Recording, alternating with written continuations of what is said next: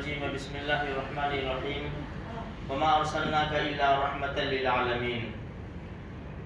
دیکھو میرے بھائیوں، نبی کریم صلی اللہ علیہ وسلم کی پیدائش مبارک بڑی عجیب قسم کی پیدائش ہے۔ ہمارے نبی کی پیاری والدہ محترمہ حضرت آمینہ فرماتی ہے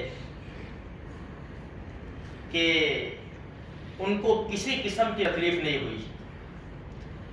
جب ہمارے نبی ماں کے پیٹ سے دنیا کے پیٹ میں آئے تو بالکل صاف شفاف، جب بچہ پیدا ہوتا ہے تو آرائش ہوتی ہے اور ماں کی آنٹ بچے کی ناف سے لگی ہوئی ہوتی ہے۔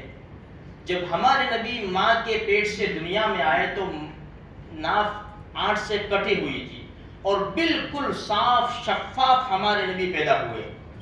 کتابوں میں لکھا ہے کہ پیدا ہوتے ہی جب زمین کے اوپر آئے تو فوراً سجدے میں چلے گئے، اور سجدے میں جانے کے بعد کلمہ شہادت کی انگلی آسمان کے اوپر تھی۔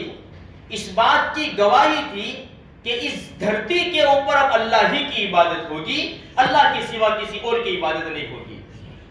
خیر، جب ہمارے نبی دنیا میں تشریف لائے تو ایسا بچہ تو دنیا میں آیا ہی نہیں تھا اور کبھی آئے گا نہیں۔ خیر، عرب کے اندر رواج تھا کہ دیہاتوں میں سے سال میں 2 مرتبہ عورتیں آتی تھی اور بچوں کو لے جایا کرتی تھی، اور شہر والے گاؤں میں بھیج دیتے تھے تاکہ گاؤں کی آب و ہوا اور گاؤں کا جو بولنے کا انداز ہے، لب و لہجہ، فصاحت، وہ بچے کے اندر کچھ عادتیں آ جاویں۔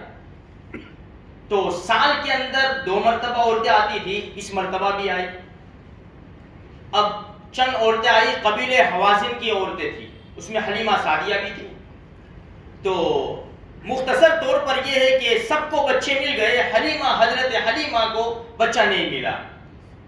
کتابوں میں یوں بھی آتا ہے کہ ایک مرتبہ تو آ کر گئی تھی، پوچھ کر گئی تھی کہ بچہ ہے تو کہاں ہے، اس کا باپ ہے تو کیا نہیں ہے۔ سوچا کہ جب باپ نہیں ہے تو کیا ملے گا، ہم بھی غریب لوگ ہیں اور وہاں پر فاقہ ہے، فقر و فاقہ کی ہم زندگی گزار رہے، بکریوں کے اندر دودھ کے قطروں کے نام و نشان نہیں ہیں، بچے بھوکے پیاسے ہیں، کہ کچھ مل جاوے تو ہمارا گزارا ہو جاوے۔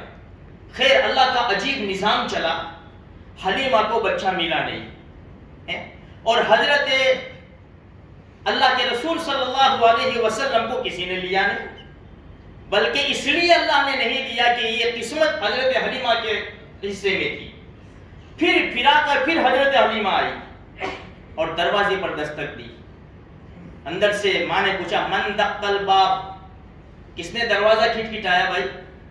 کہ انا حلیمہ، میں حلیمہ۔ دروازہ کھولا، ذرا بچے کو دیکھنا ہے، آ جاؤ اندر۔ بچے کے پاس لے گئے، ہمارے پیارے آقا شہنشاہ عالم رحمت مجتبی محمد مصطفیٰ صلی اللہ علیہ وسلم آرام فرمائے، چادر اوڑھی ہوئی ہے۔ ماں نے جیسے ہی چادر ہٹائی، حضرت حلیمہ کی نظریں جم گئی۔ اوہو، اللہ کی قسم، بڑا خوبصورت بچہ، ایسا بچہ تو دیکھا۔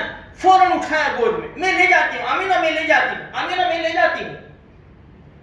ٹھیک ہے، لے جاؤ آپ، لیکن ذرا مجھے پیار تو کرنے دو، آپ تو لے جاؤں گے، کب لاؤں گے آپ؟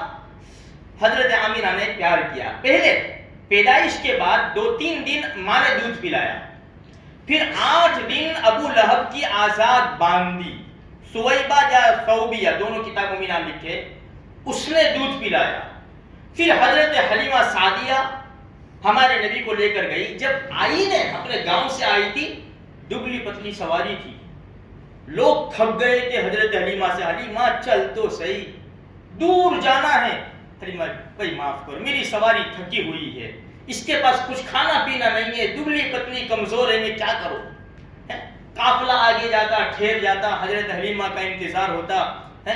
پھر حضرت حلیمہ کو بولتے، اب جب یہ بچہ آیا، بچے کو کتابوں میں بڑی عجیب باتیں لکھی ہیں، میں مختصر بتاؤں۔ حضرت حلیمہ نے بٹھایا اور ان کے شوہر آگے بیٹھے، یہ بھی لکھا ہے کتابوں میں، تو سواری نہیں اٹھی۔ کیوں؟ ایسا دونوں نے مشورہ کیا، کیا ہوا؟ ایسا معلوم ہوتا ہے کہ برکت والا بچہ ہے، پیٹھ ہو رہی ہے، اس لیے اس بچے کو آگے لے لو۔ جب بچے کو آگے لیا گیا، سواری اٹھی نہیں، چلی نہیں، ہوا سے باتیں کرتی ہوئی دوڑ رہی ہے۔ قافلہ آگے نکل چکا تھا، غبار اڑا، غبار۔ قافلے نے کہا سب ایک جگہ آ جاؤ، کون آ رہا ہے پتہ نہیں، کون ہے۔ لیکن قافلہ ایک جگہ ٹھہرا اور حلیمہ کی سواری دوڑتے ہوئے تیز رفتار سے آگے نکل گئی ہے۔ قافلے اور حلیمہ کیا ہوا؟ سواری بدل لی؟ فرمایا سواری تو وہی ہے، سوار بدل چکا ہے۔ میرے بھائیوں، پھر وہاں پہنچی تو حضرت حلیمہ کے وہاں برکتوں کا جو ظہور ہوا، جو نزول ہوا، سارے گاؤں والے کہتے حلیمہ تیرے جانور کہاں چڑھنے جاتے ہیں؟ بھئی تمہارے جہاں جاتے ہیں وہیں جاتے ہیں، لیکن میرے پاس ایک دولت ہے، میرے پاس ایک نعمت ہے جو اللہ نے مجھے دی ہے، یہ سب اس کی برکت کا نتیجہ ہے۔ میرے بھائیوں، بس کہنے کا مطلب یہ ہے، حلیمہ نے حضرت محمد رسول اللہ صلی اللہ علیہ وسلم کو اپنایا، اس معصوم بچے کو، در یتیم کو اپنایا، اللہ پاک نے برکتوں کے خزانے کھول دیے ہیں۔ آج اگر ہم نے بھی اپنے پیارے آقا محمد عربی صلی اللہ علیہ وسلم کو اپنا لیا تو ہمارے لیے بھی برکتوں کے دروازے کھل جائیں گے، مصیبتیں دور ہو جائے گی، پریشانیاں ختم ہو جائے گی، بیماریاں چلی جائے گی، اور اللہ تبارک و تعالیٰ رزق کے ایسے دروازے کھولے گا کہ ہمارا گمان بھی نہیں ہوگا۔ میرے بھائیوں، آج بھی وقت ہے، ہم اپنے پیارے نبی کریم صلی اللہ علیہ وسلم کو اپنا لو، ان کے طریقوں سے محبت کر لو اور ان کے طریقوں کو اپنی زندگی میں جگہ دے دو۔